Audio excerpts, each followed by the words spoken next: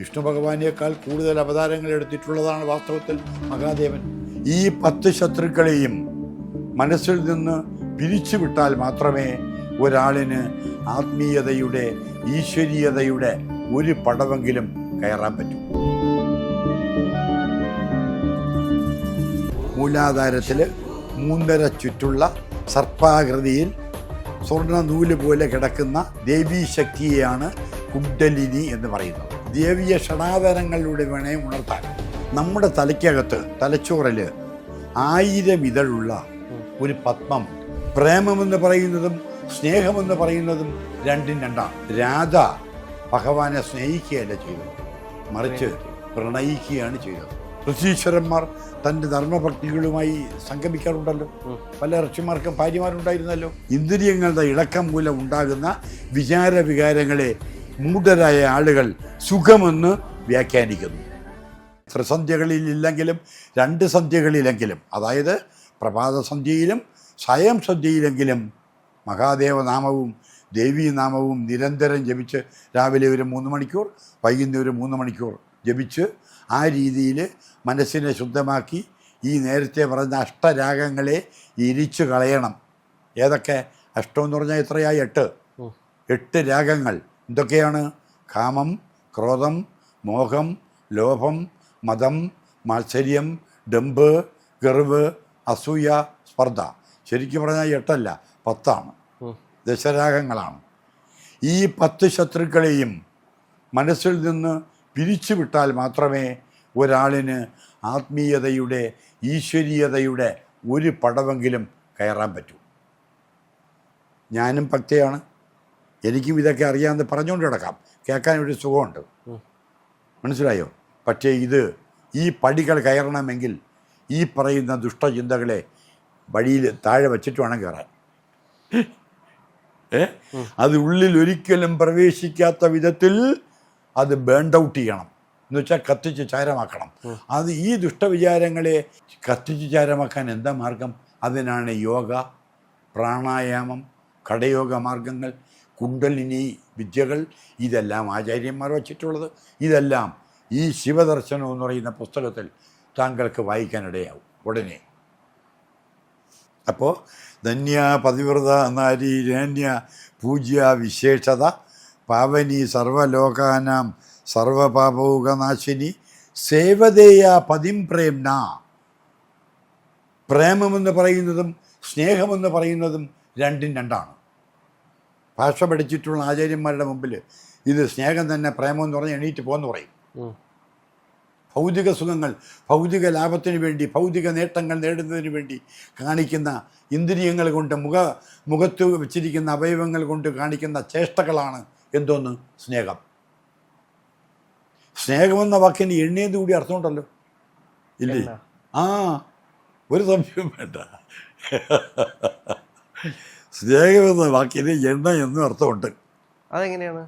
അതങ്ങനെയാണ്, പര്യായങ്ങളിൽപ്പെട്ട ഒരു വാക്കാണ്. അതെന്താണ് കാരണമെന്നറിയാമോ? സ്നേഹം എന്തായി മാറണം? പ്രേമമായി മാറണം. രാധ ഭഗവാനെ സ്നേഹിക്കുകയല്ല ചെയ്തത്, മറിച്ച് പ്രണയിക്കുകയാണ് ചെയ്തത്. പ്രണയത്തിൽ എന്തുണ്ട്? ജീവാത്മാ പരമാത്മ ഐക്യം സംഭവിക്കുന്നു. ഇത് നിങ്ങൾ ചെറുപ്പക്കാരാണ്, നിങ്ങളിത് അറിഞ്ഞിരിക്കണം. സ്നേഹം എന്തായി മാറണം? ആദ്യം ഇന്ദ്രിയങ്ങൾ കൊണ്ട് ഭാഗ്യചേഷ്ടകൾ കാണിക്കുന്നതാണ് സ്നേഹമെന്ന് ഞാൻ പറഞ്ഞല്ലോ. ഇത് ആരാധനയായി മാറും. രാധ അങ്ങനെയായിരുന്നു. ആരാധനയായി മാറി ആരാധന മൂത്ത് വരുമ്പോൾ എന്താവും? പ്രണയമാകും. പ്രണയമാകുമ്പോൾ അവിടെ എന്തായി? അദ്വൈതം ഭവിക്കുന്നു. എന്ത് ഭവിക്കുന്നു? അദ്വൈതം ഭവിക്കുന്നു. എന്ന് വെച്ചാൽ രാധ തന്നെയാണ് കൃഷ്ണൻ, കൃഷ്ണൻ തന്നെയാണ് രാധ. അവിടെ രണ്ടെന്ന ഭാവം ഇല്ല. ദ്വൈതം മരിച്ചു, ദ്വൈതം നശിച്ചു, ദ്വൈതം ബേൺ ഔട്ടായി, കത്തിച്ചാരമായി. ഇപ്പോൾ ഇവിടെ എന്തേ ഉള്ളൂ? അദ്വൈതമേ ഉള്ളൂ. രണ്ടും ഒന്നായാൽ പിന്നെ രണ്ടെന്ന ഭാവത്തിന് എന്ന ചിന്തയ്ക്ക് പ്രസക്തിയില്ലല്ലോ, ഉണ്ടോ? ഇത് രാധയാണ്, ഇത് ഞാനാണ് എന്ന് ഭഗവാൻ ചിന്തിക്കുന്നില്ല. രാധയും അങ്ങനെ ചിന്തിക്കുന്നില്ല. രാധയുടെ ഉള്ളിൽ എന്തുണ്ട്? നിറഞ്ഞു നിൽക്കുന്നത് ഭഗവാന്റെ ചിസ്വരൂപമാണ്, ചൈതന്യപൂരിതമായ രൂപമാണ് രാധ എന്ന് പറയുന്ന സാധ്യയായ ആ കന്യകയുടെ ഉള്ളിലുള്ളത് അല്ലേ? അതാണ്. അപ്പം അതുകൊണ്ട് സേവതേയ പതിം പ്രേംണ, സേവിക്കണമെന്നാണ് അമ്മ പറയുന്നത്. മധ്യവയസ്കയായ അമ്മ പാർവതിക്ക് ഇതൊന്നും അറിയാത്തത് കൊണ്ടല്ല. പാർവതി എല്ലാം നിറഞ്ഞ പരാശക്തിയല്ലേ. പക്ഷെ പാർവതി തന്നെ പാർവതിയുടെ ലീലകളുടെ ഭാഗമായിരുന്നു ഇങ്ങനെ ഒരു അമ്മയെ സൃഷ്ടിക്കുക. ആ അമ്മയിലൂടെ ഭൂലോകത്തുള്ള 14 ലോകത്തിലുമുള്ള സർവ്വ സ്ത്രീ ജനങ്ങളും അറിയാൻ വേണ്ടി ഒരു ഉപദേശം കൊടുക്കുക. ഇത് പറ്റിയ സന്ദർഭമാണ്. കാരണം സകല പ്രപഞ്ച ശക്തികളും കേട്ടോണ്ട് നിൽക്കുകയല്ലേ ഇത്, അല്ലേ? ഓരോരുത്തരെടുത്ത് വിളിച്ച് പ്രത്യേകം പറയേണ്ട ഒരു സന്ദർഭം ഉണ്ടാക്കുന്നതിനേക്കാൾ അണ്ടഘടകങ്ങളിലുള്ള സർവ്വശക്തികളും ഒരുമിക്കുന്ന ഒരു സമ്മേളനത്തിൽ വെച്ച് ഇത് പറയുകയാണ് ദേവി അമ്മയെക്കൊണ്ട്, അല്ലേ? സേവതയ പതിം പ്രേംണ, പ്രേമത്തോടു കൂടി വേണം ഭർത്താവിന് സേവ ചെയ്യാൻ. എന്ത് വിപുലമായ അർത്ഥമാണ് അതിനകത്ത് കിടക്കുന്നത്, അല്ലേ? സേവതയ പതിം പ്രേംണ പരമേശ്വര വച്ചുവേ ഇഹമുക്ത ലീലാൻ പോകാൻ അന്തേപത്യ ശിവാംഗതി. എൻ്റെ പൊന്നു കുഞ്ഞെ, ജീവിതാന്ത്യത്തിൽ ശിവപാദങ്ങളിൽ അർപ്പിച്ചുകൊണ്ട് ശിവനിൽ ലയിക്കണമെങ്കിൽ, ശിവൻ എന്ന് പറയുന്ന പരബ്രഹ്മ സ്വരൂപനായ ഭഗവാന്റെ മനസ്സിൽ നിനക്ക് സ്ഥിരപ്രതിഷ്ഠ നേടണമെങ്കിൽ, ഭഗവാന്റെ പ്രണയിനിയായി നിനക്ക് മാറണമെങ്കിൽ നീ ഭഗവാനെ വേണ്ട വിധത്തിൽ നന്നായി പ്രേമത്തോടുകൂടി സേവിക്കുക. എങ്ങനെ സേവിക്കണം? പ്രേമത്തോടുകൂടി. സ്നേഹമെന്ന വാക്കവിടെ ഉപയോഗിക്കുന്നില്ല, ഉപയോഗിക്കാൻ പറ്റില്ല. അവിടെ സ്നേഹമെന്ന് ഉപയോഗിച്ചാൽ തീർന്നു സംഗതി. ഈ ശ്ലോകമേ അർത്ഥമില്ലാതാവും, അല്ലേ? സേവതയ പതിം പ്രേംണ പരമേശ്വര വച്ചുവേ ഇഹമുക്ത ലീലാൻ പോകാൻ അന്തേപത്യ ശിവാംഗതി. ജീവിത അന്ത്യത്തിൽ ശിവൻ്റെ, മഹാദേവൻ്റെ, ദേവാദിദേവനായ ഭഗവാന്റെ ഹൃദയത്തിൽ ഒരു ജ്യോതിസായി കുഞ്ഞെ നിനക്ക് മാറണമെങ്കിൽ, ഭഗവാനിൽ നിന്ന് രണ്ടെന്ന ഭാവമില്ലാതെ അദ്വൈതമായിരിക്കുന്ന ഭഗവാന്റെ ഭാഗമായി നിനക്ക് മാറണമെങ്കിൽ നീ എന്തു ചെയ്യണം? പ്രേമത്തോടുകൂടി ഭഗവാനെ സേവിക്കണം. പ്രേമത്തോടുകൂടിയുള്ള സേവ അദ്വൈതമായ അമൃതതുല്യമായ അനുഭവം ഉണ്ടാവും. അവിടെയാണ് എന്ത് കിടക്കുന്നത്? സുഖമെന്ന വാക്കിൻ്റെ അർത്ഥം അവിടെയേ ഉള്ളൂ. സദ്യ കഴിക്കുന്നതിലോ ഭൗതികമായ ഇടപെടലിലോ സുഖമില്ല ഉണ്ടെന്ന് ആളുകൾ വിചാരിക്കുന്നു. ഞാൻ അനുഭവിക്കുന്നത് ഇതാണ് സുഖമെന്ന് മൂഢരായ ആളുകൾ വിശ്വസിക്കുന്നു. ഇത് സുഖമേ അല്ല, ഇത് ഇന്ദ്രിയങ്ങളുടെ ഇളക്കമെന്ന് പറയും ചിന്തകന്മാർ. ഇന്ദ്രിയങ്ങളുടെ ഇളക്കം. ഇന്ദ്രിയങ്ങളുടെ ഇളക്കം മൂലം ഉണ്ടാകുന്ന വികാരങ്ങളെ മൂഢരായ ആളുകൾ സുഖമെന്ന് വ്യാഖ്യാനിക്കുന്നു, സുഖമെന്ന് ചിന്തിക്കുന്നു. സുഖം ഇന്ദ്രിയാതീതമാണ്. ഉപനിഷത്തുകൾ മുഴുവനും നമുക്ക് തരുന്ന സന്ദേശങ്ങളാണ് ഇപ്പം ഞാൻ പറഞ്ഞു വന്നത്. സുഖം എവിടെ കിടക്കുന്നു? ഇന്ദ്രിയാതീതങ്ങൾ. അതായത് കടിഞ്ഞാണില്ലാത്ത കുതിരയെ അഴിച്ചു വിട്ടാൽ എന്ത് സംഭവിക്കും? അത് ആരുടെ പുരയിടത്തിലും കയറി മേയും, അല്ലേ? ഏത് മതിലും ഇടിച്ചു നിരത്തും. അതിന് പിന്നെ നിയന്ത്രണമില്ലല്ലോ, നോ കൺട്രോളിങ്, അല്ലേ? അപ്പോൾ എന്തു ചെയ്യും? അതങ്ങ് പോവും. അതുപോലെയാണ് നമ്മുടെ ജ്ഞാനേന്ദ്രിയങ്ങളും കർമ്മേന്ദ്രിയങ്ങളും ഇപ്പം ശരീരത്തിലുള്ളത്. ഇപ്പം പ്രവർത്തിക്കുന്ന അങ്ങനെയാണ്. ബ്രെഡിലെസ് ഹോഴ്സ്, കടിഞ്ഞാണില്ലാത്ത കുതിര. അപ്പം ബ്രെഡിലെസ് ഹോഴ്സായിട്ട് കടിഞ്ഞാണില്ലാത്ത കുതിരകളായി ഇന്ദ്രിയങ്ങൾ പല വിഷയങ്ങളിൽ മേഞ്ഞു നടക്കുകയാണ്, എൻ്റെയും നിങ്ങളുടെ എല്ലാവരുടെയും, അല്ലേ?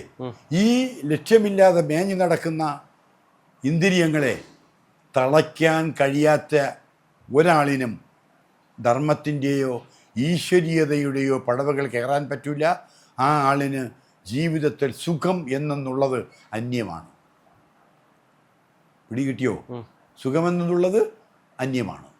സുഖമറിയണമെങ്കിൽ ഈ നേരത്തെ പറഞ്ഞ മുഴുവൻ ഇന്ദ്രിയങ്ങളെയും വരുതിക്ക് നിർത്തണം. ഋഷീശ്വരന്മാർ തൻ്റെ ധർമ്മഭക്തികളുമായി സംഗമിക്കാറുണ്ടല്ലോ. പല ഋഷിമാർക്കും ഭാര്യമാരുണ്ടായിരുന്നല്ലോ. എന്താണ്?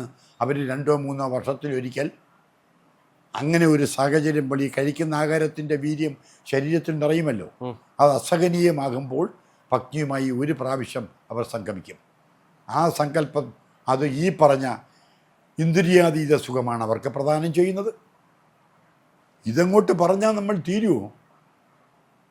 അബാക്ക് ചാനലിൽ എല്ലാവരും കൂടെ ഇവിടെ വന്നിരുന്നത് വർഷങ്ങളോളം കേൾക്കേണ്ടി വരും. അത്രമാത്രം അഗാധവും പരപ്പാർന്നതുമാണ് ഈ വിഷയം. എന്താണെങ്കിലും പുസ്തകത്തിൽ വലിയ ഒരുപാട് സന്ദേശങ്ങൾ, അതിനകത്ത് ഇനി 2-3 കാര്യങ്ങളുണ്ട്. പതിവ്രത ധർമ്മം കഴിഞ്ഞു, പിന്നെ ഉള്ളത് ശിവരാത്രി മാഹാത്മ്യമാണ്. അത് പുസ്തകത്തിലൂടെ വായിച്ചാൽ മതി. പിന്നെ കുണ്ടലിനി തത്വമുണ്ട്. അതായത് മൂലാധാരത്തിൽ തട്ടൽ അവസാനിക്കുന്ന ഭാഗത്ത് മൂലാധാരത്തിൽ 3.5 ചുറ്റുള്ള സർപ്പാകൃതിയിൽ സ്വർണ്ണ നൂല് പോലെ കിടക്കുന്ന ദേവീ ശക്തിയെയാണ് കുണ്ടലിനി എന്ന് പറയുന്നത്. ദേവി അധോമുഖിയായി കിടക്കുന്നു. ഞാൻ ഇത് വേറൊരിടത്ത് പറഞ്ഞിട്ടുണ്ട് നിങ്ങൾക്ക് തന്നെ. കുന്നിക്കോട്ട് ഓർക്കുന്നുണ്ടോ? എൻ്റെ അടുത്ത് തന്നെ പറഞ്ഞിട്ടില്ലേ? ഉണ്ടായിരുന്നു. ആ ദേവി എന്തിനാണ് ദേവി അധോമുഖിയായി കിടക്കുന്നത്? നമ്മുടെ തലയ്ക്കകത്ത് തലച്ചോറിൽ 1000 ഇതളുള്ള ഒരു പത്മമുണ്ട്, ഒരു താമരയുണ്ട്. ആ താമരയ്ക്ക് 1000 ഇതളാണ്. ആ തണ്ടിൻ്റെ ഇടയിൽ, താമരയുടെ 1000 ഇതളുള്ള പത്മത്തിൻ്റെ കറക്റ്റ് മധ്യത്തിലായിട്ട് ഒരു നൂലുണ്ട്, സ്വർണ്ണ നൂല് പോലെ. ഈ നൂലിൻ്റെ ഒരറ്റമാണ് അവിടെ, അതായത് ശിവതത്വം എന്ന് പറയും. ഈ താമരയിൽ ഒരു ജ്യോതിസ് പ്രകാശിക്കുന്നുണ്ട്. ആ ജ്യോതിസിൽ നിന്ന് ആരംഭിക്കുന്നതാണ് നേരത്തെ പറഞ്ഞ കുണ്ടലിനിയെ ബന്ധിച്ചിരിക്കുന്ന ഈ നൂല്. അത് ഇട പിങ്കള എന്ന 2 നാഡികൾക്ക് മധ്യത്തിലൂടെ പോകുന്നതാണ് സുഷുപ്ന നാഡി. ഇടത് ഭാഗത്ത് ഇട എന്ന നാഡിയും വലത് ഭാഗത്ത് പിങ്കള നാഡിയും, 2ൻ്റെയും മധ്യത്തിലായി സുഷുപ്ന നാഡിയും സഞ്ചരിക്കുന്നു. ഈ നാഡിയുടെ ഒരറ്റം ഈ പറഞ്ഞ 1000 ഇതളുള്ള താമരയിലും, അടുത്ത അറ്റമാണ് ദേവിയെ കെട്ടിയിട്ടിരിക്കുന്നത് മൂലാധാരത്തിൽ. ഈ ദേവി അധോമുഖിയായി കിടക്കുന്നതിൻ്റെ കാരണം ഭഗവത് ചൈതന്യവുമായി സന്ധിക്കാൻ ദേവിക്ക് അവസരം വരുന്നില്ല. അതാണ് ദേവി ആഗ്രഹിച്ചുകൊണ്ട് ദുഃഖിതയായി കുനിഞ്ഞ ശിരസോടെ ഇരിക്കുന്നത്. അപ്പം ആ ദേവിയെ ഉണർത്താൻ എന്ത് ചെയ്യണം? ഈ നൂലിലൂടെ, ഈ സുഷുപ്ന നാഡിയിലൂടെ ദേവിയെ എവിടെ കൊണ്ടെത്തിക്കണം? 1000 ഇതളുള്ള പത്മത്തിൻ്റെ പുറത്തിരിക്കുന്ന ശിവചൈതന്യവുമായി ബന്ധിപ്പിക്കണം. അതാണ് അതിൻ്റെ രഹസ്യം. അതിനുള്ള ഉപദേശങ്ങൾ ആ പുസ്തകത്തിൽ ഞാൻ അവ്യക്തമായിട്ടെങ്കിലും സൂചിപ്പിച്ചിട്ടുണ്ട്. വ്യക്തമായി പറയാൻ പറ്റില്ല, കാരണം ആരെങ്കിലും എടുത്തു വെച്ച് അങ്ങോട്ട് പ്രയോഗിച്ചു കഴിഞ്ഞാൽ അവസാനം നമ്മൾ കാരണം അത് ബുദ്ധിമുട്ടാകും. പലതും പ്രയോഗിച്ചിട്ടുണ്ട്, അത് ആപത്തുകളുമാണ്. ഇത് ഗുരുമുഖത്തു നിന്ന് അറിഞ്ഞ് ഗുരുവിൻ്റെ അടുത്തിരുന്ന് പ്രാക്ടീസ് ചെയ്ത് നേടേണ്ട ഒരു മഹാവിദ്യയാണ്. അപ്പോൾ അതാണ് കുണ്ടലിനി തത്വം. ഇനി ദേവിയെ ഷടാധാരങ്ങളിലൂടെ വേണേ ഉണർത്താൻ. മൂലാധാരം, സ്വാധിഷ്ഠാനം, മണിപൂരകം, അനാഹതം, വിശുദ്ധി, ആജ്ഞ. ഈ 6 പടികളും കഴിഞ്ഞാൽ പിന്നെ ഈ ദേവി കുണ്ടലിനി ശക്തി എന്ത് ചെയ്യും? ഉണർന്ന് നേരെ എവിടെയെത്തും? ഈ ശിവചൈതന്യവുമായി സംഗമിക്കും. ശിവചൈതന്യത്തിൽ അങ്ങ് ചേരും, മെർജ് ചെയ്യും, ലയിക്കും. അതിന് അത്രയും ഗുരുത്വം. പ്രത്യേകിച്ച് ദക്ഷിണാമൂർത്തിയുടെ മഹാദേവൻ്റെ ഒരു തത്വമാണല്ലോ ദക്ഷിണാമൂർത്തി ഭാവം, അല്ലേ? ഭഗവാൻ എത്രയോ ഭാവങ്ങൾ, വിഷ്ണു ഭഗവാനേക്കാൾ കൂടുതൽ അവതാരങ്ങൾ എടുത്തിട്ടുള്ളതാണ് വാസ്തവത്തിൽ മഹാദേവൻ. വീരഭദ്രൻ ഭഗവാന്റെ ഒരു അവതാരമില്ലേ? കാലഭൈരവൻ ഏറ്റവും ശ്രേഷ്ഠമായ ഒരവതാരമാണ് കാലഭൈരവൻ. കാശിയിലെ പ്രതിഷ്ഠ കാലഭൈരവൻ്റേതാണ്. അങ്ങനെ നോക്കിയാൽ ഇപ്പം അഗസ്ത്യർ, ഭഗവാൻ ഒരുപാട് 100 കണക്കിന് അവതാരങ്ങളുണ്ട്. അതെല്ലാം ഈ എനിക്കും നിങ്ങൾക്കും വേണ്ടി, നിങ്ങളെയും പോലുള്ള ആളുകൾക്ക് വേണ്ടി ഭഗവാൻ എടുത്തതാണ്, നിലനിർത്താൻ വേണ്ടി. അപ്പം ആ തത്വവും കുണ്ടലിനി ശക്തിയും അതിനകത്ത് ആഡ് ചെയ്തിട്ടുണ്ട്. ബാക്കിയൊക്കെ എന്ന് വെച്ചാൽ ഞാൻ എഴുതിയത് കൊണ്ട് അവകാശപ്പെടുകയല്ല. സനാതനധർമ്മത്തിൻ്റെ മക്കളായ ഹൈന്ദവരെല്ലാം കുറച്ചെങ്കിലും ആത്മജ്ഞാനം നേടാൻ വേണ്ടി ഈ ശിവദർശനം എന്ന് പറയുന്ന പുസ്തകം വായിച്ചിരിക്കേണ്ടത് അത്യാവശ്യമാണ്.